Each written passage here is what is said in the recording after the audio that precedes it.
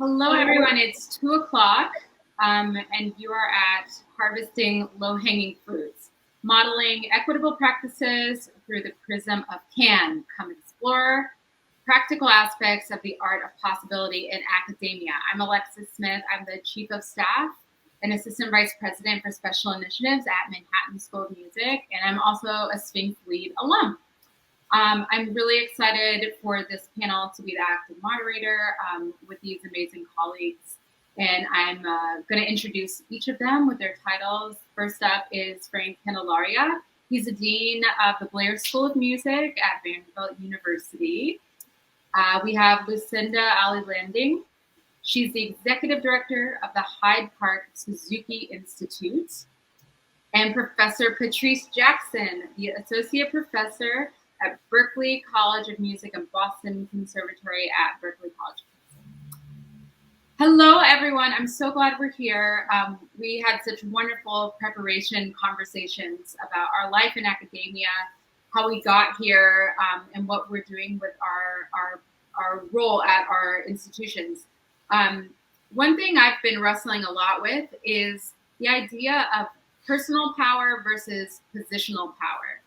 And positional power being what's the power I have as my role in my role at an institution, and how can I use that for change, versus what is the personal power each one of us have to make change. And I think at a conference like SphinxConnect, a lot of us are searching for the things that we can do on an individual level.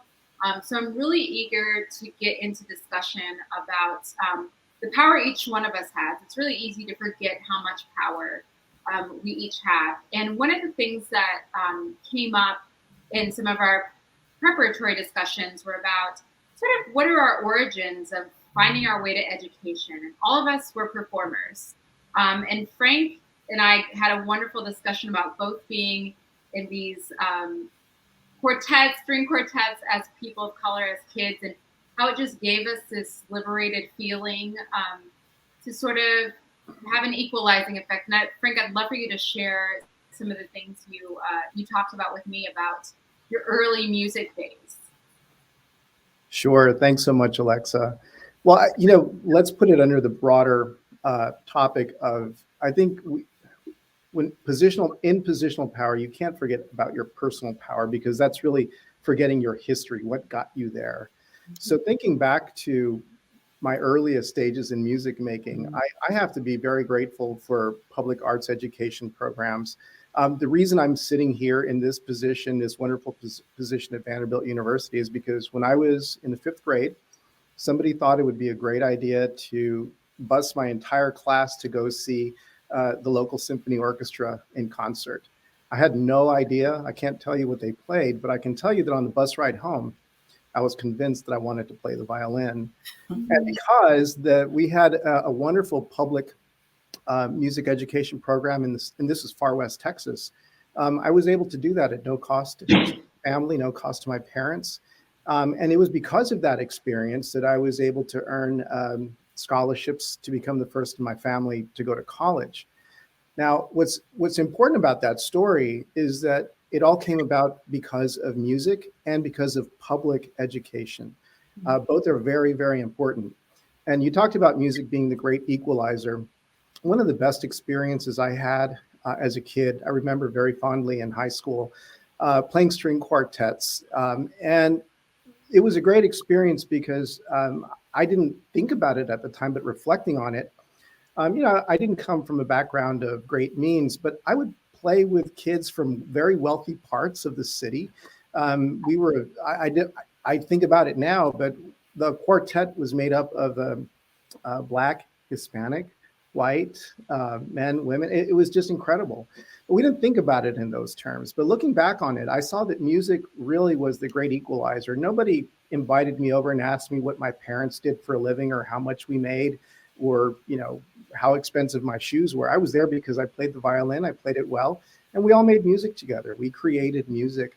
We created a community through music. And that, for me, that personal experience is one that it's never left me.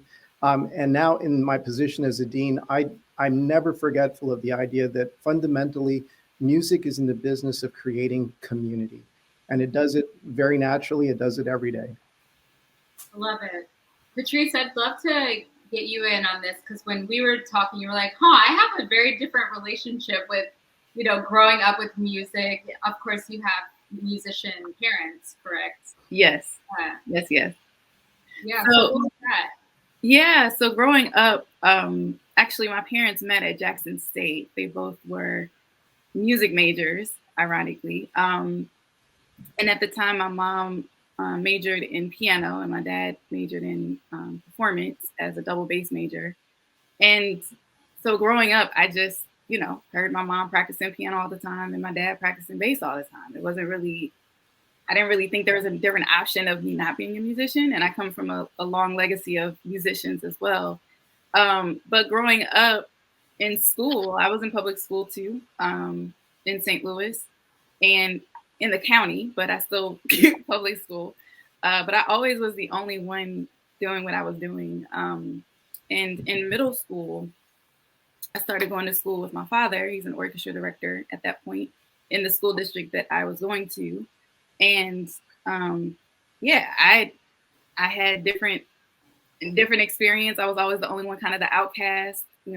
She plays that weird thing.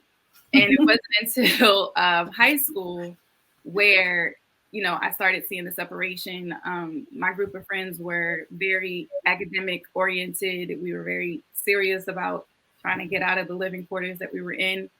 And I kind of knew that playing the cello was going to be my ticket, and my senior year, at the end of the school year, my principal decided to have an assembly, and he was talking about basically gangs, and it doesn't matter what color you have on, we're all in this together, and we shouldn't look at differences.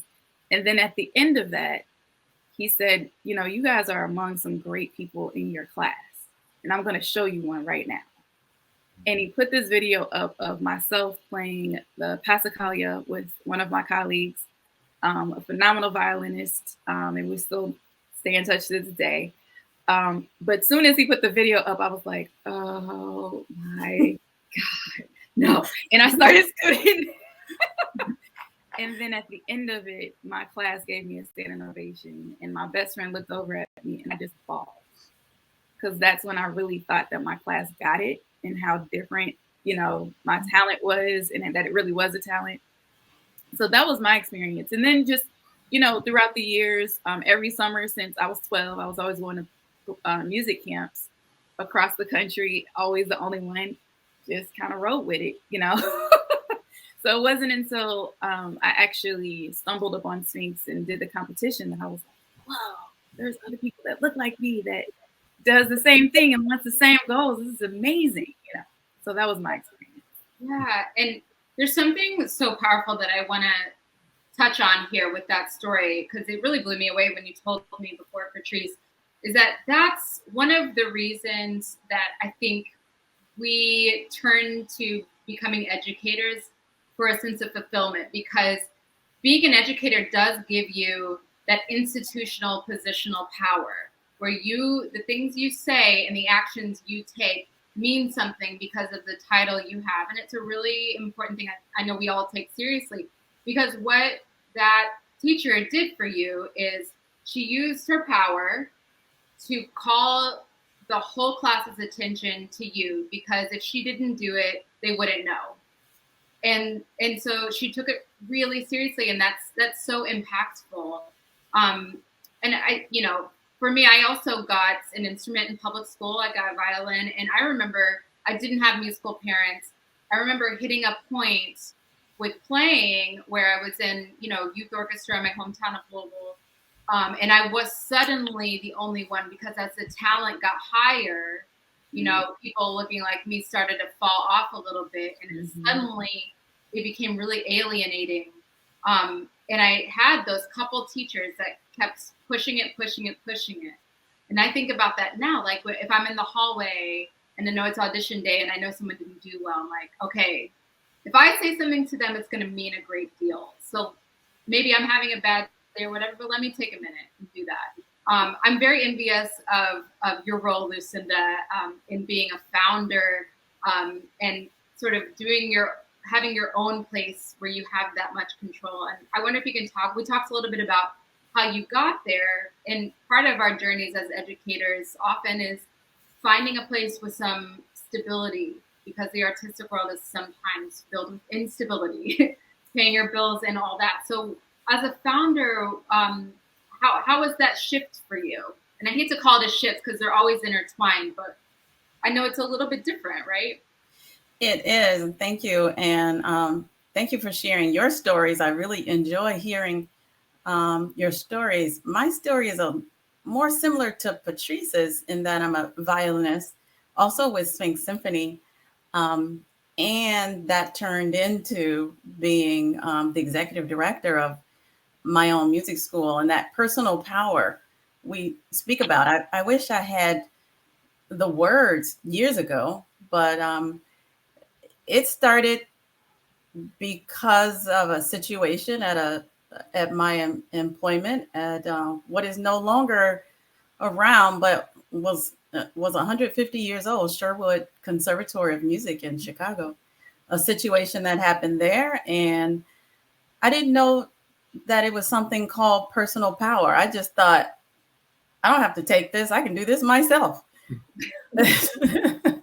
And that's really the way the music school started. And we started our mission because of my experience growing up, much like Patrice's experience. I am a third generation. I think she's fourth generation. I am a third generation. Girl, fifth. Okay.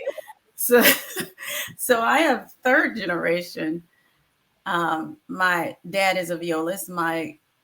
His mom, my grandmother, was a pianist. But I grew up on the south side of Chicago with my sister playing these classical music instruments. And I too wanted to just sink and just be like, okay, I am not a nerd.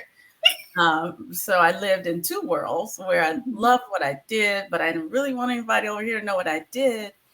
So it was very isolating. So our mission is very much that the children grow up in this wonderful social circle where they're friends, other people who look like them, who they play basketball with and soccer and go swimming. And we all done with that, come to the music school and play these wonderful instruments. And we, started with a diversity mission. And yeah. Great. I want to remind everyone watching that we're very excited to try and answer your questions too that you have today, especially about the academy and working at institutions at different levels. And I want to shift a little bit into talking about our institutional power, because institutions play a huge role in shaping change, shaping what are the norms, what are the canons. We have to be, in some ways, the catalyst to move institutions our students then enter forward, keep that pressure on them. And I want to start by asking, what has been the most helpful thing to each of you? And I'll start with you, Frank, with being tied to institutions. So at Vanderbilt now, or at places you were previously, what's helpful when you get to that place where you have the support of a large institution? Well, if you're lucky enough to be on a campus that is genuinely collaborative, the sky's the limit. One of the things that we're finding here at Vanderbilt is that music and the arts are often the friendliest introduction to topics that people might not have thought they were interested in. So building thematic programming around concerts is a really important way to go forward, especially when you're engaging with the community. I'm particularly interested in engaging with in diversifying our audiences, diversifying our student body by engaging with parts of our community, whether it's here locally or nationally, that are not thought to be the quote unquote typical concert goer, right? I was not the typical concert goer. Someone picked me up and took me to a concert and I found my life's love. So when you are at an institution that genuinely cares about its community, that is aware of the power it has as an institution to make change, I think that's one of the greatest blessings in this business. So, but I think the really important part is that you have to be at an institution that believes in collaboration, that has a collaborative ethos, that is engaged with its community, that understands that music and the arts are not just ornamental, but fundamental to who we are and what we do. But I think that that's really important. It depends on the institution. But once you are there, you have to realize that you have an opportunity to leverage that to make a great difference in the world. Yeah, I think that's key. It's like, it's nice to be at a place where you're like, okay, everyone's great, everyone works well together, but then okay, what are you gonna do with it then? You can't just let it sit there, right?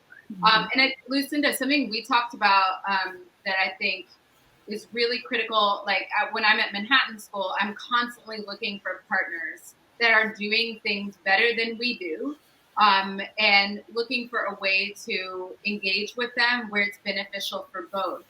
And I think for many of the audience today who are founders or who are trying to start their own things, how does being your own institution and working with another institution, like what are those benefits, but also like what are those struggles? Yeah, well, the benefits the benefits for me were that I did get a chance to make my own decisions and chart my own path.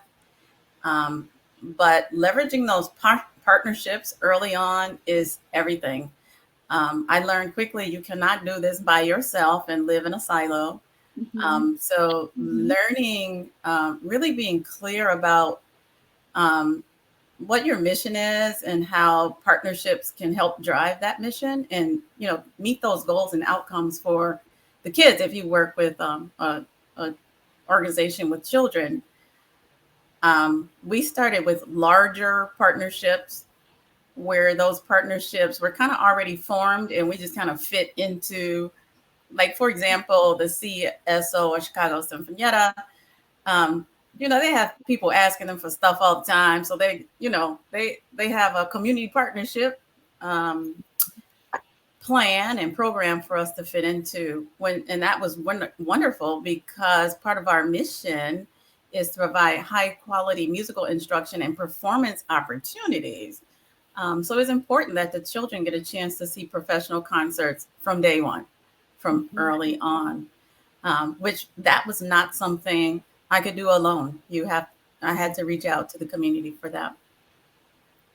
And how have you, safeguarded yourself and your institution when you're thinking about these big partnerships with a Chicago Symphony or Sinfonietta? Because I think that agency, again, that's sort of a combination, your personal agency, your institutional agency, especially if you're new or you're thinking of starting things. How can you safeguard yourself so you're not getting taken advantage of or that the benefit isn't mutual? Yeah, those are just conversations. It's about doing due diligence and researching the organization and making sure your things align, like your missions align. And a lot of times I find, though, with larger organizations, as a small budget organization, you don't have a whole lot of say-so in the game. You either want to be a partner or you don't. The negotiation comes in a lot with smaller smaller organizations you're partnering with, where things are kind of equal in terms of your budget size and the resources that you share and what your mission is and how you move forward together, meeting those needs of your stakeholders. Yeah, that makes sense. And I think, that's something that comes with time, that you get more and more comfortable with that, I'm sure. But I encourage people to reach out to Lucinda because you know what she's doing there. So, talk about being at Berklee, of course, a wonderful institution. What was it like for you to become a professor there? What are the advantages and what was maybe challenging? Yes. So when I was hired with the premise that I was going to be the classical cello teacher at Berklee. And it's so ironic, and I make that very clear because I was so excited to get the job, and I told my classical friends, I'm like, you do jazz now? Okay. Like, first of all, why the shade? What's going on? Second of all, you know me as a classical cellist. I'm not going to do anything I don't do, right? Yeah. So then with that, I also was the only Black in the strings department, and everybody was super duper nice. I was like, "Why you so nice? Why you so nice? What's good? What's good?" You know. And one of my colleagues pulled me aside, and she's an older lady, and she pulled me aside and said, "Listen, I know what you went through in your schooling, and I know what you witnessed, and everybody here is genuine, so it's okay. It's okay." And from then on, I have been my authentic self. My colleagues support it.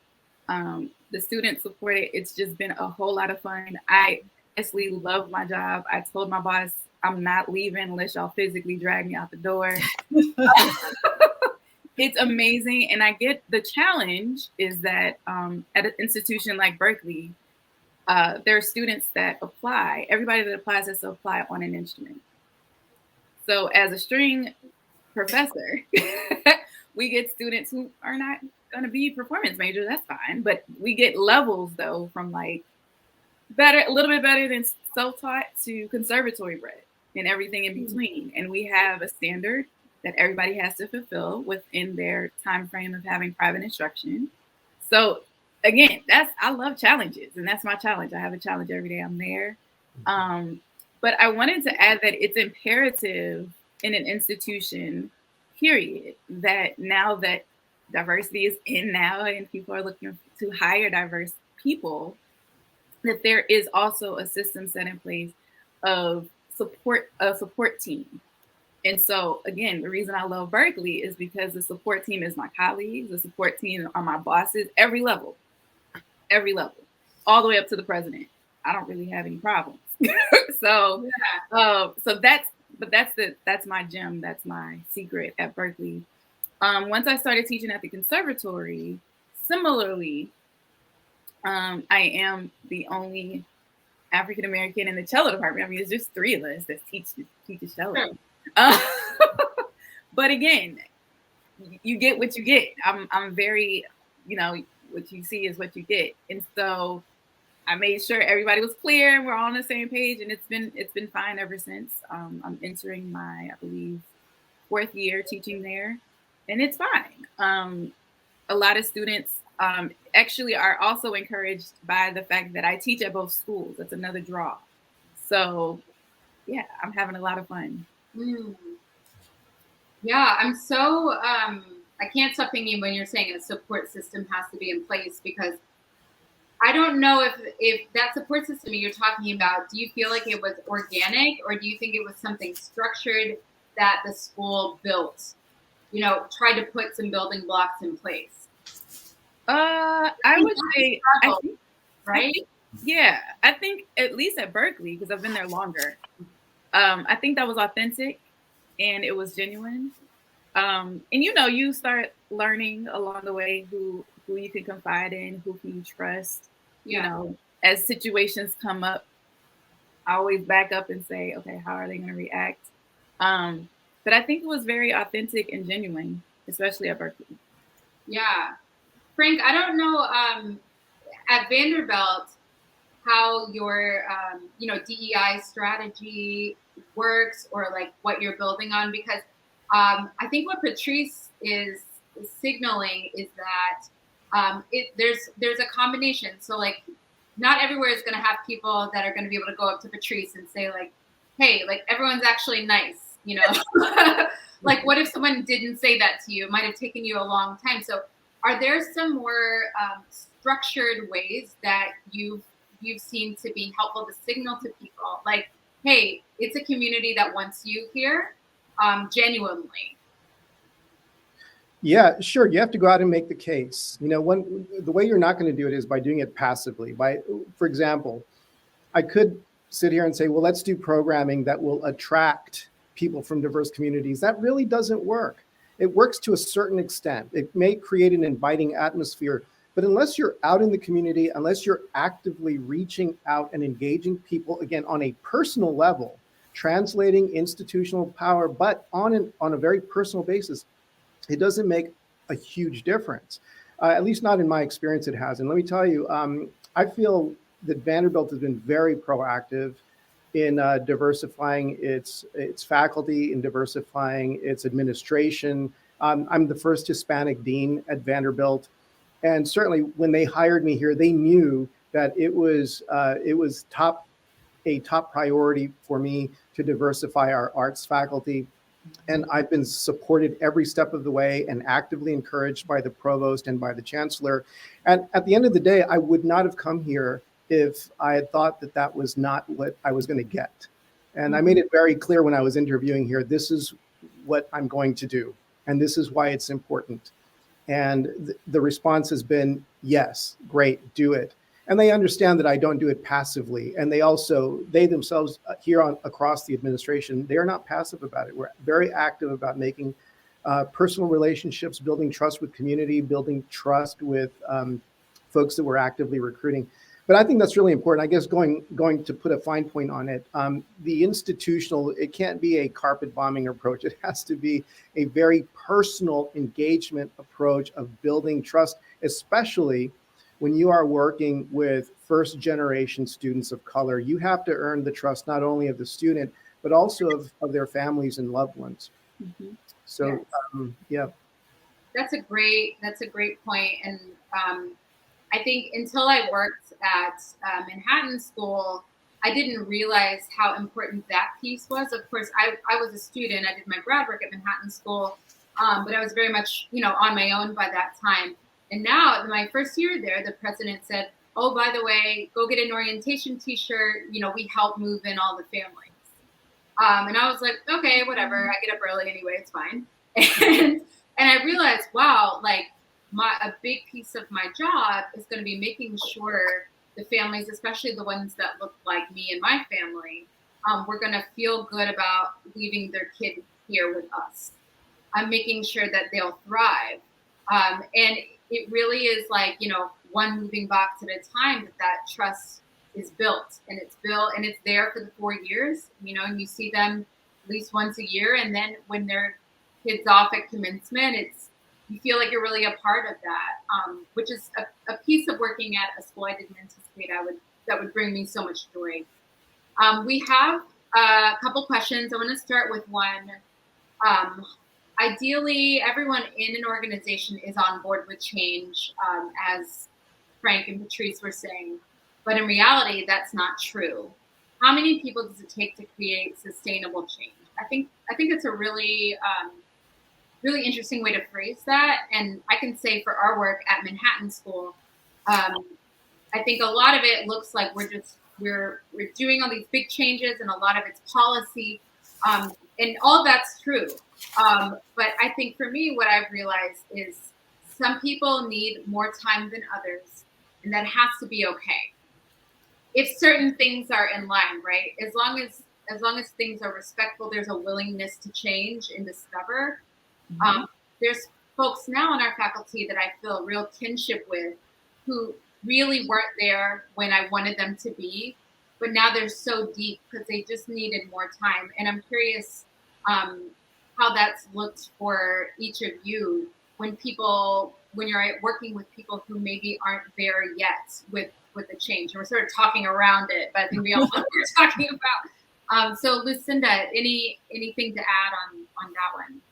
Yeah, so with personal and institutional power comes responsibility and commitment. So if there's going to be a change, there really has to be a senior level commitment to the change. Yeah. That's administrators and board, and the people at the bottom can want to change as much as you want to, but until you get that senior level commitment built into, like, your diversity statement is not just a statement, it is woven into every single thing you do. Mm-hmm. In our organization, it is not, we have problems, right? But what we also have is conversations. We're not scared to have race and culture conversations. And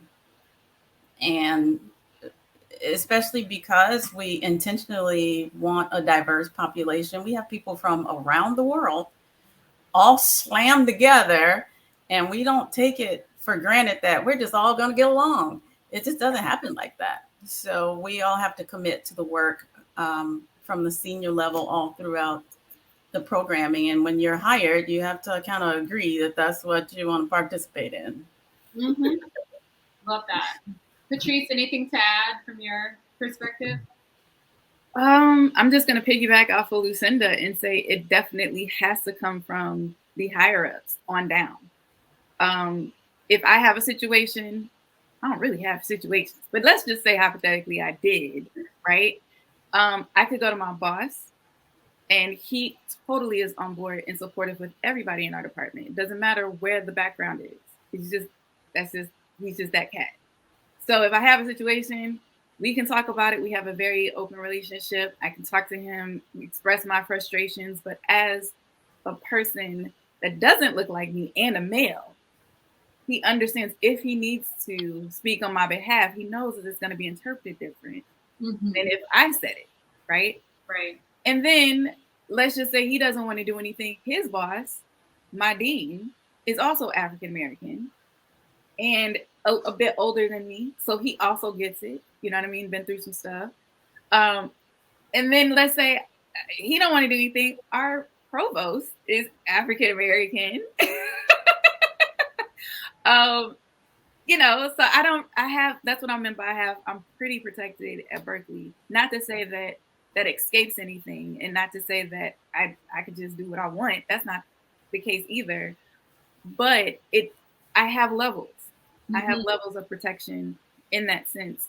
I understand every single institution is not there yet. It's going to take some time. But I do feel, at least amongst my colleagues, I feel comfortable. Amongst the students, I feel comfortable. Amongst my higher ups, I feel comfortable. So that adds a level of comfortability and authenticity to be okay with who you are. Yeah.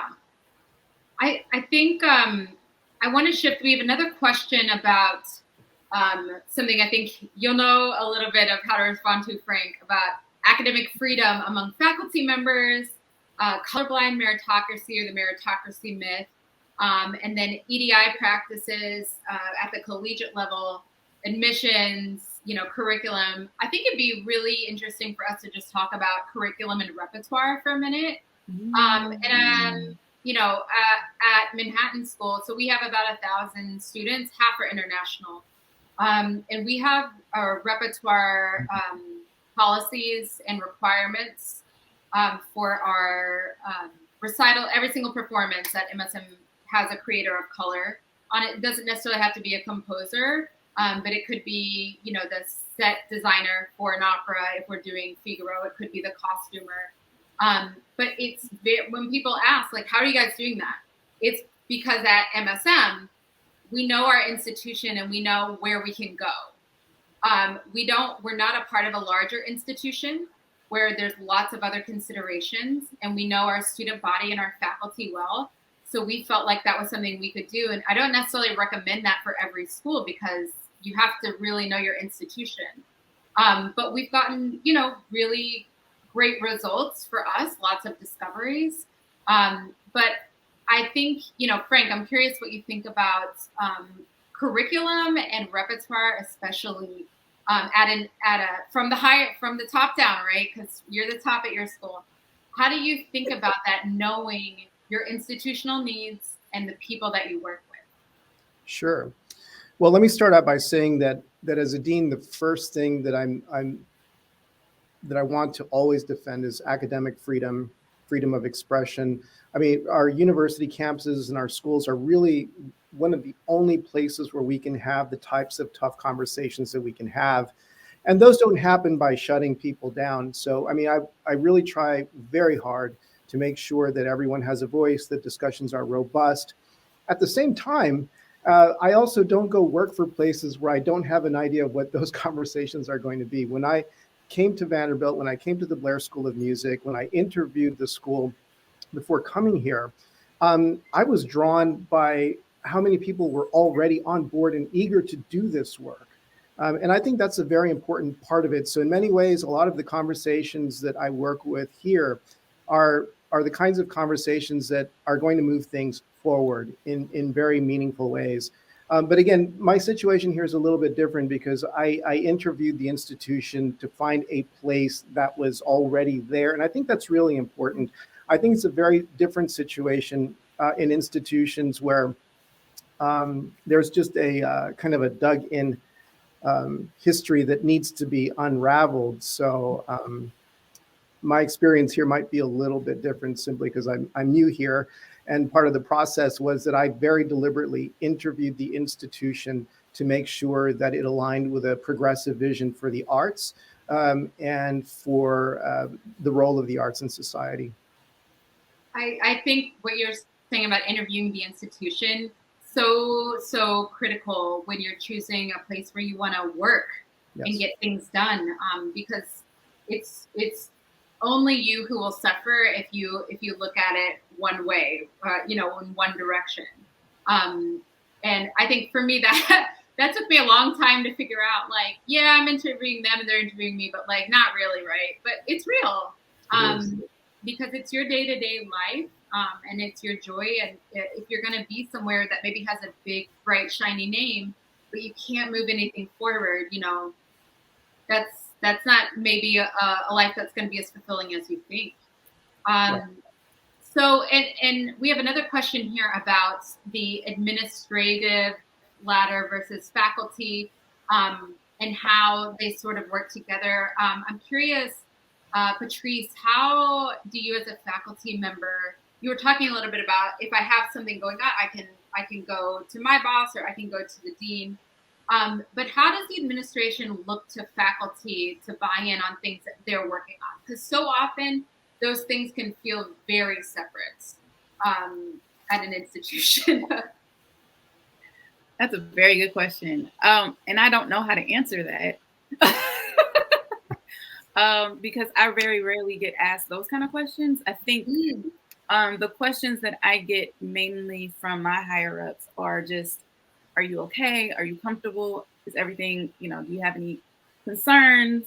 Yada, yada, yada. But I rarely ever get questions like that. Occasionally, I'm thinking back to when the pandemic hit, right around the time of George Floyd, there was an higher up that called or texted, and we ended up having a phone conversation. And basically the person was saying, I just want to run past you my thoughts, and I want to send an email, but I don't want to say the wrong things.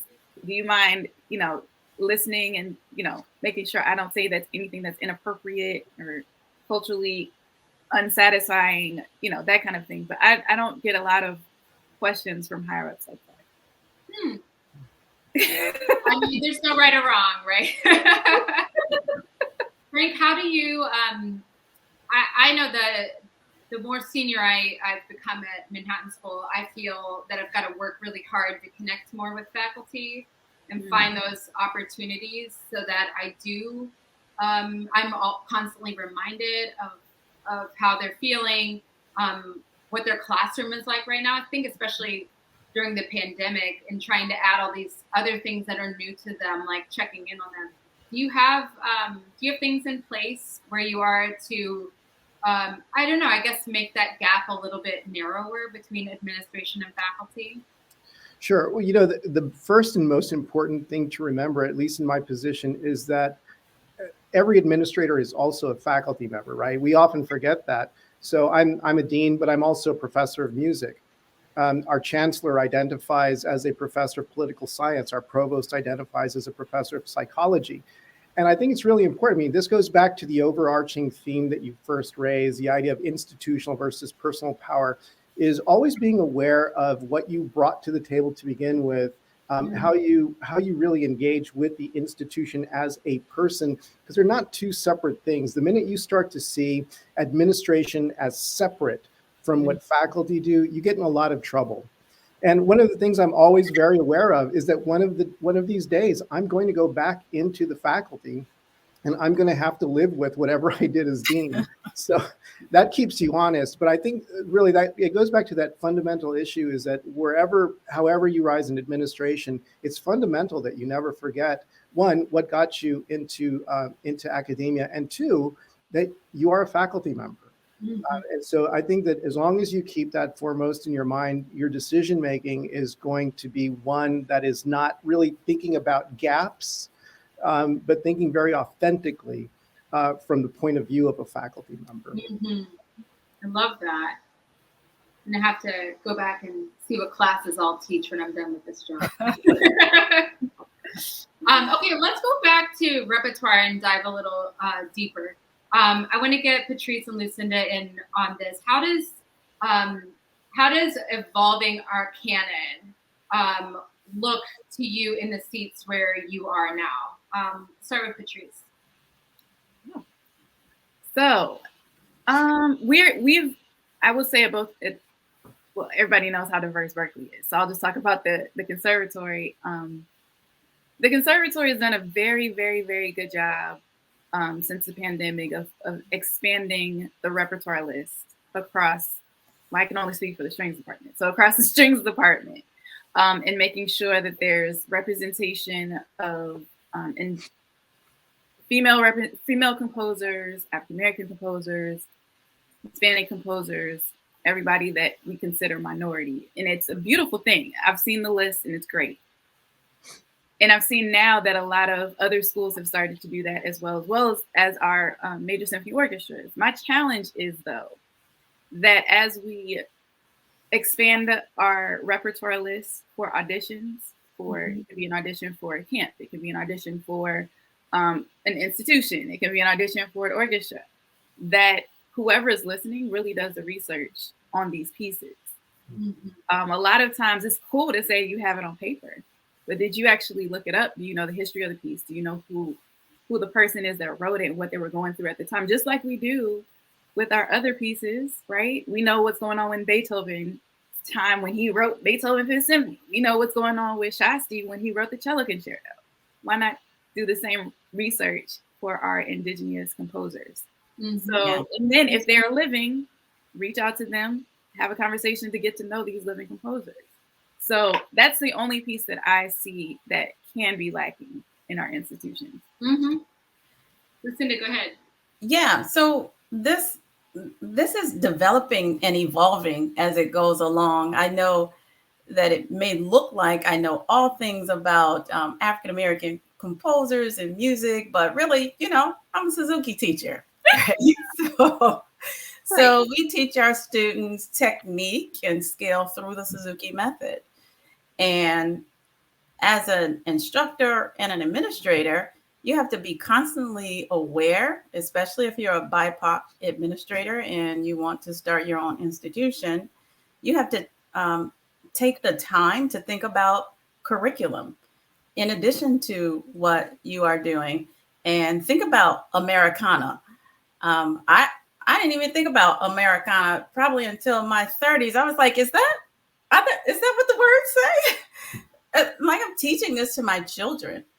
And I'm listening intently to Frank and Patrice, because what I do is we build a runway so they can land where you're at, to make sure that they're taken care of in a way that we prepare them to go out into the world.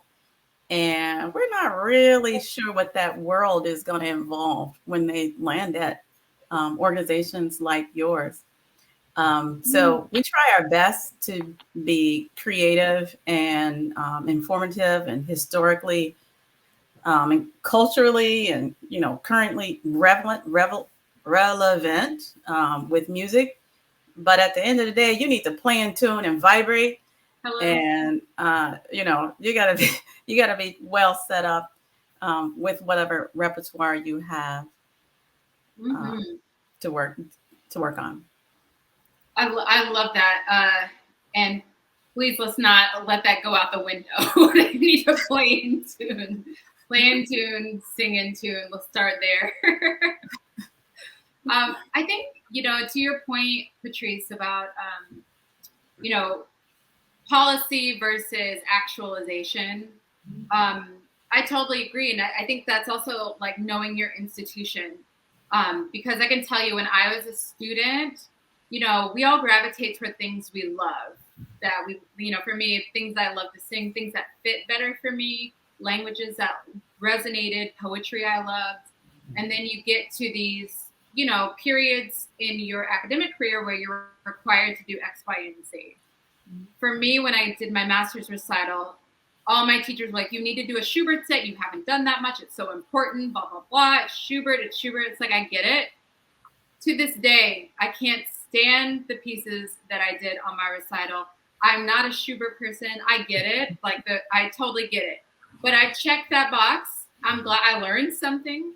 And, our students and some of our faculty, when we, sort of mandated this repertoire requirement, we're like, but I'm just going to end up checking the box. I'm like, well, I checked the box on Schubert and I lived to tell the tale. I learned some things. Later I learned other things that I liked better. But, I think in school, there's something to that too, that piques that curiosity and also helps you define like your tastes, things you love, things you don't love. And that's also why I love being at school, like seeing that discovery of finding those things. And for us, I think until we put those things as requirements, our students were not going to be curious about them. They were not going to be interested in that. We're old school conservatory, so we're conservative, and we find those ways. We've been talking about this idea of like kintsugi pottery, where you take like broken pottery and you fill it in with gold and it becomes this new beautiful piece. And like what's using the program as a way to think, kintsugi, to think about the program. Because if we do, an old dead white romantic program, that's broken at this point. So what's that gold fill we can put in there? Is it a hail stored piece? Like what does it look like? And I think for us, like that layer is for us. That's the next layer for me. Like that's how I want to like reimagine. Because to your point, Lucinda, Patrice, Frank, like we all grew up with this traditional music. That's a piece of us. And I personally don't want to leave. I can't get that Puccini out of my bones. I've tried. It's not healthy for me. So we have about 10 minutes left and a couple more questions. I'm curious to see, what are some examples of risks you've taken in your institutions and what were the responses? Whoever wants to jump in on that one. Or maybe just life risks too. Like what's a moment you went out on a limb?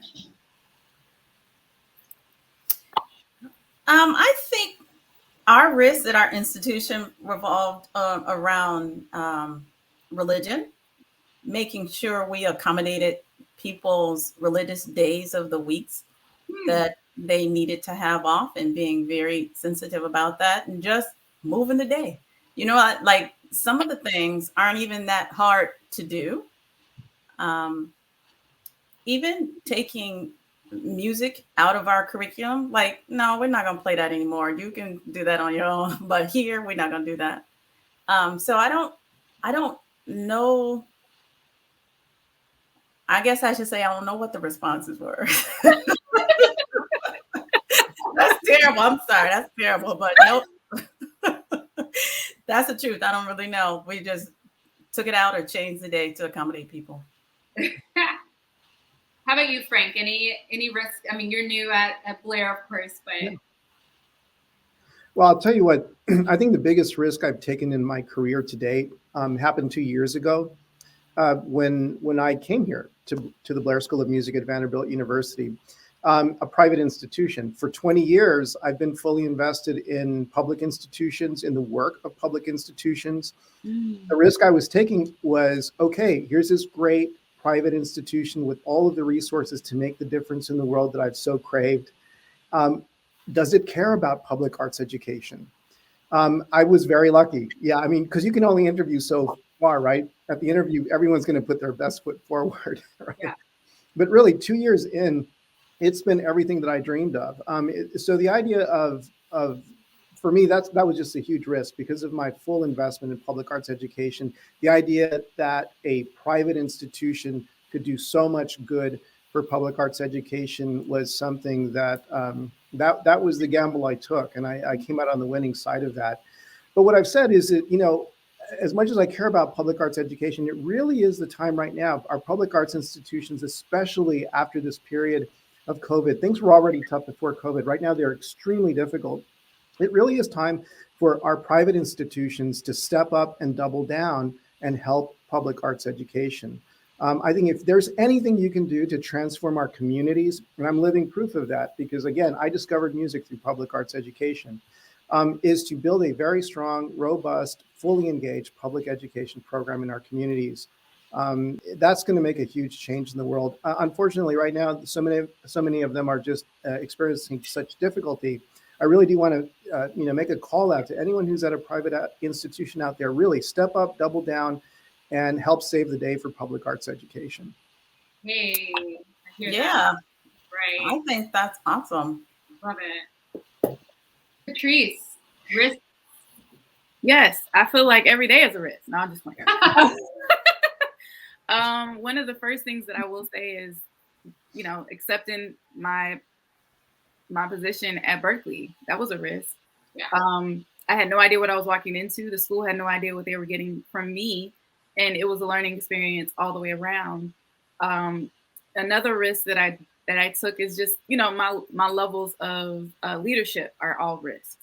The most current was, or is the fact that I'm the new artistic director for the film scoring orchestra at Berklee, which is huge.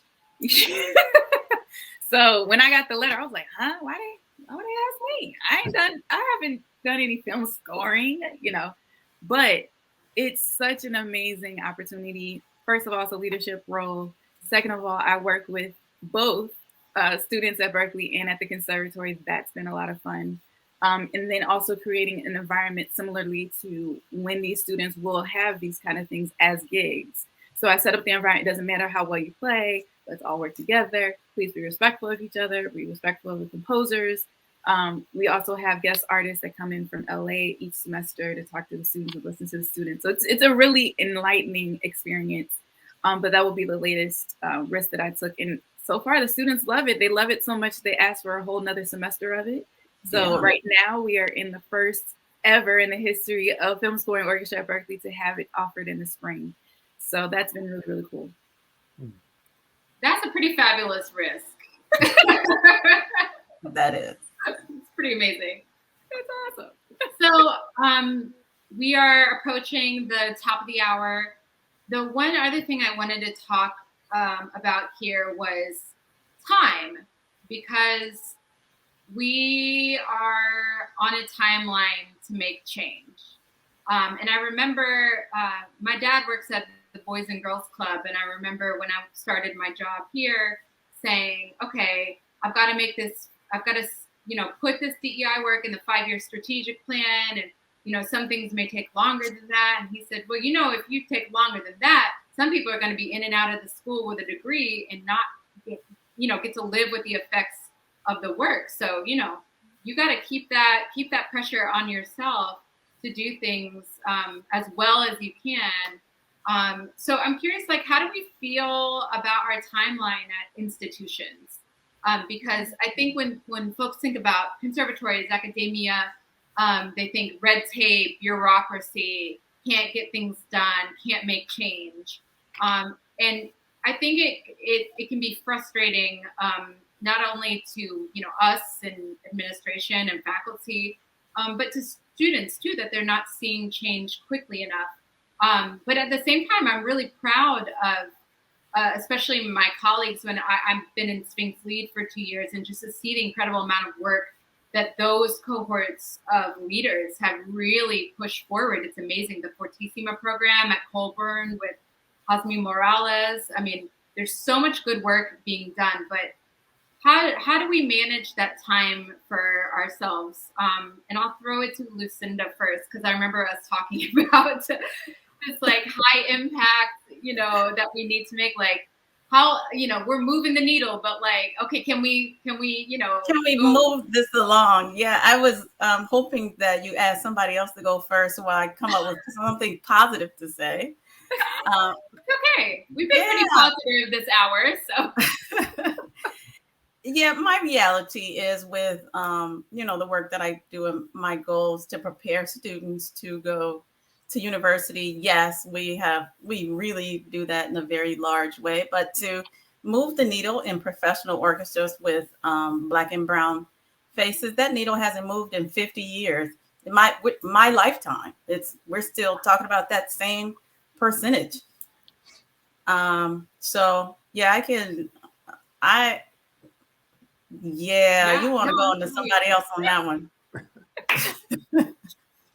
I feel you. And I think, you know, I have an opera background, and we have seen a lot of change there. I think because of, you know, the difference in getting on stage, right? So if you're doing Porgy and Bess at the Met, by default, you're going to have a whole bunch of Black people. But that's changed. You know, this year they did Fire, they did Porgy. And so that meant that between those two shows, they had this group of people that they put in lots of other things, in Meistersinger and Turandot, and, you know, lots of other things. And that's a big change, you know, that I saw sitting in the audience. But I agree, on the orchestral front, you know, we see the students coming through the schools, but then we go to the concert hall and it doesn't feel the same, right? Patrice. Wow. So for me, I think the blessing of teaching at both schools is that I am seeing a difference already as far as just the type of students that we're attracting, number one, and the diversity of the students that we're attracting. Some of the students, I was like, man, I wish I had a friend like you when I was in school. You know, we would have been best buddies. But but that's been actually really, really cool to see, which also means I feel like I put a little bit more pressure on myself as that responsibility to make sure that those students are okay. And, you know, if you want to talk about anything, let me help you out, kind of thing. But I'm also seeing change too amongst my colleagues as well. I'm not sure that, you know, if I were at these institutions when I was in school, would be, you know, as open and all of that stuff. So those are little things that I'm seeing that are changing and that I feel comfortable with. Yeah. The student body and faculty and administration, you're seeing change. Mm-hmm. I would agree with that. And I think at a lot of conservatories, you know, let's say like the 7 independent ones, if you look in the Northeast, you know, they're basically a lot of adjunct faculty because a lot of them play in the Phil or play in the Met Orchestra, or Orpheus or, you know, St. Luke's. And this is not their primary place of work. Mm-hmm. So that means that you can hire more actively. You know, you can call someone up and say like, hey, would you be willing to teach, you know, a studio class in the fall? And like, you can quickly diversify the faculty and also help that faculty onboard more quickly. And so there's that change. And then, but for some reason, we're still not seeing it in the orchestra, as Lucinda pointed out. Frank, I'm going to give the final word to you on our timeline here. Well, I have to tell you, I operate on the basic idea that we're out of time. We've talked things to death. We know what we need to do. Now we need to do it. For everyone who's out there listening, I think the most important thing you can do is recognize your personal agency, your power, and don't waste your time at institutions or in places that are not in line with your values. We don't have 10 years to change the values of an institution that is not aligning with our ideals. Really, we're beyond time being short. Time is out. We have to move now. So we really do have to push, and we have to be merciless in our choices as well. Yes. Wow. Frank for president? Hello. I think that is the perfect way for us to end our session. Use your personal agency, use your personal power. Everyone, I love that. And don't waste your time. I'm taking that with me today, Frank. I'm not going to waste my time. Good. Thank you for everyone who joined us. I so wish we could be in person in Detroit. But here we are, and it's another wonderful year at SphinxConnect. So thank you all for joining us today, and thank you to our audience for giving us such provocative questions. We really appreciate it. Thank you all. Thank you.